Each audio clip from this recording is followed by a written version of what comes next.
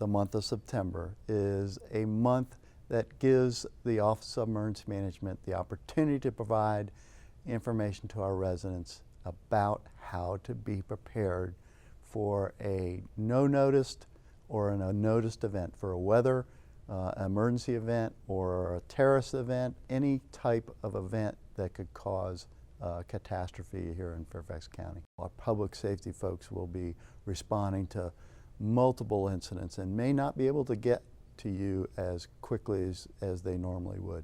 So the idea is to be prepared, to have the training, to have the plans, to have the information that you need to stay safe, to keep your family safe, and to keep your neighborhood safe.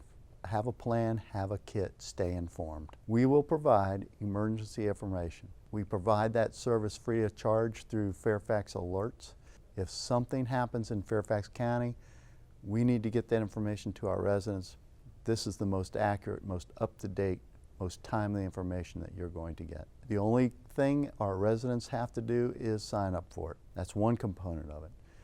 Making a kit, food, water, and we have a list of things that you might want to consider because each kit is going to be different for each family or each individual. And then having a plan. How are you going to communicate with family members if you're separated, something happens, you need to reunite?